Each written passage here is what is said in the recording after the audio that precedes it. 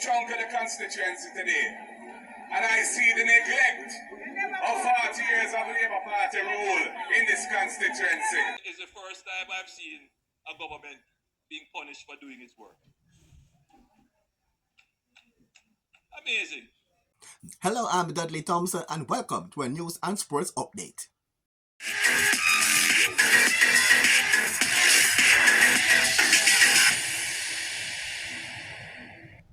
And welcome back to our news and sports feature. Up inside today's program, minimum wage earners are now the newest set of home owners in Jamaica. And also, the Prime Minister Andrew Holness is saying that he has built more roads in Jamaica than any other government since the 1960s. And the PNP is aiming to win the North East St. Catherine seat. And also, Health Minister Dr. Tufton gave an update about the dengue outbreak in this country here in Jamaica. And also, in sports, JFF elections intensifies. And there's causing a disruption in the federation. And also, a surprise fixture in football. These and more. Stay tuned. Don't you touch that dial.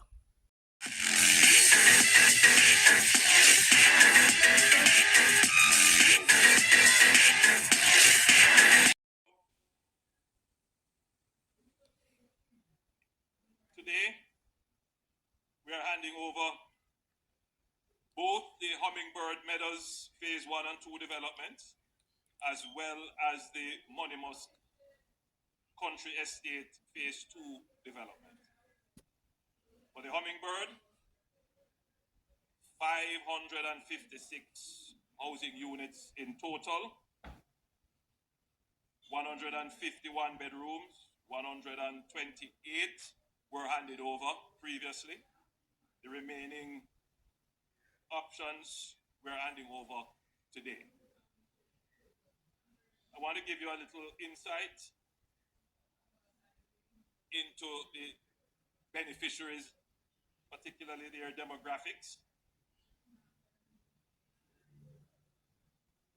The majority of the beneficiaries are female.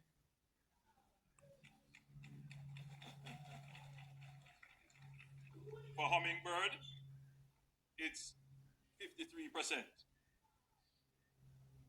Yes. More than half of the selectees for Hummingbird earn between the minimum wage and $42,000 per week. So what this means is that the majority of beneficiaries pay either 0 or 2%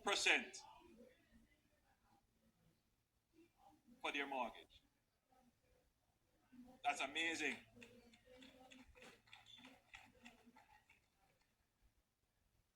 %70 of the selectees for Hummingbird are between 25 and 40 years old. Yeah, so it's a lot of young people, as I can see surveying the audience. 38% of the selectees work within the security field, 31% in accounting, administration, and clerical fields, and the balance work in various sectors, including education and domestic services. For Moneymusk, we're doing 351 housing solutions in phase 2, and 69% of the beneficiaries are female.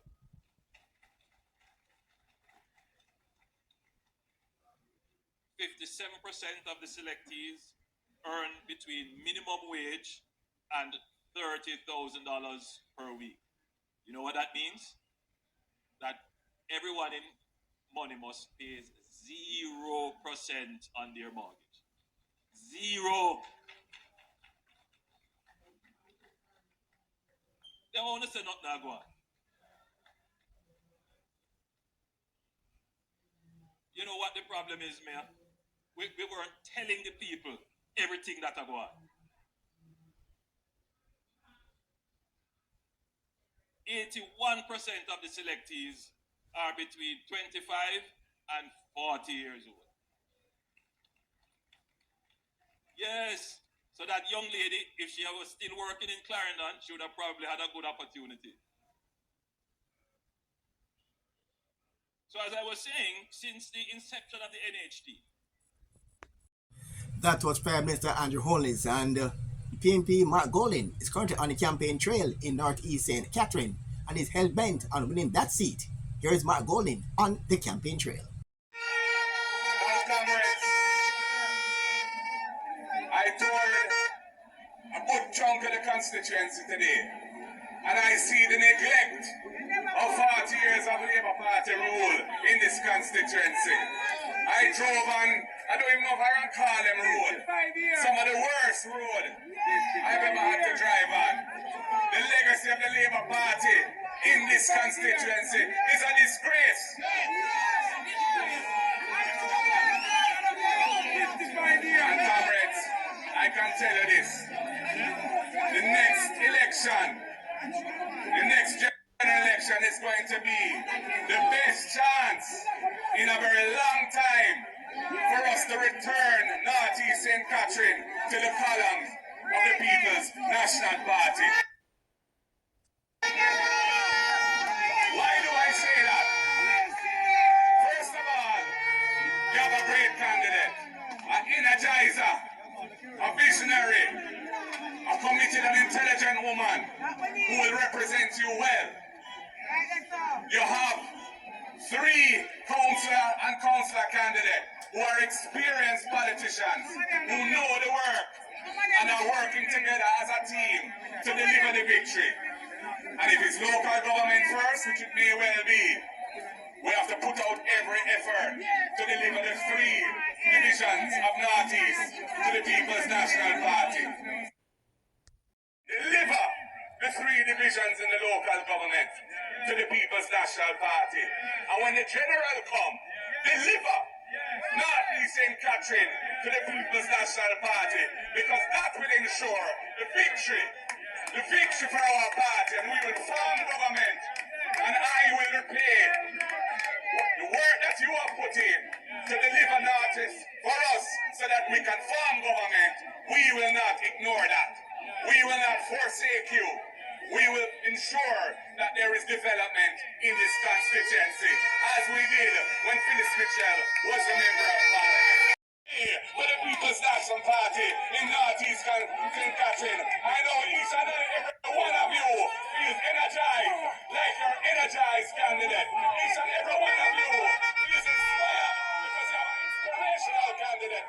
I know each and every one of you are looking forward to putting in the work, because it is the work that is going to provide us with a victory that will deliver our People's National Party MP and councillors for you, so that your lives will be better, your children's lives will be better, and the future will be assured. Power to the people, I say.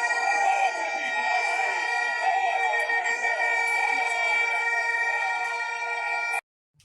That was PNP's Mark Golin, and he was speaking recently at a PNP rally held in Northeast St. Catherine, where he actually criticized the government for neglecting the roads over the years in that part of the constituency.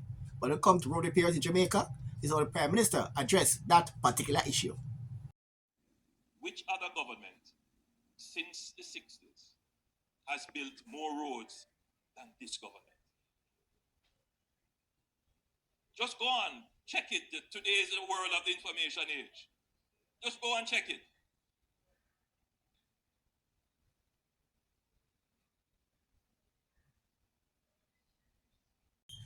That was Prime Minister Andrew Holness. And recently, Minister of Health Dr. Christopher Tufton held a press conference recently to update the nation on the state of the dengue outbreak in this country. Let's now hear from Dr. Tufton speaking at that press conference.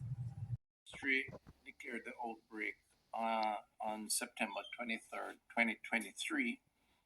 The outbreak was confirmed when the National Surveillance Unit advised that Jamaica had surpassed the dengue epidemic threshold for several months, and there is a lag time, so we would have had to, the incident of exceeding that would have had to occur before it would have been captured, recorded, and reported on.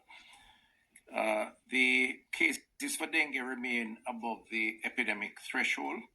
As of November 6, 2023, the National Surveillance Unit in the Ministry of Health and Wellness recorded some 3,147 suspected, presumed, and confirmed dengue cases. Currently, the National Surveillance Unit has on record 870 PCR confirmed cases of dengue fever, while dengue serotypes 2, 3, and 4 have been identified among the population. It is the type 2 that remains a dominant strain.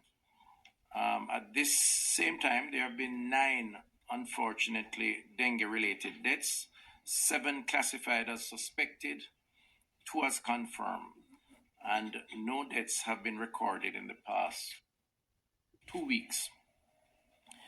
The 5 to 14 age cohort continues to be cause for concern, with the highest number of suspected, presumed, and confirmed cases observed in that group, represented by a ratio or a rate of 360.3 cases per 100,000 population. That was Dr. Tufton, and that concludes our news update. Stand by for Sports Spectrum. Don't touch that dial.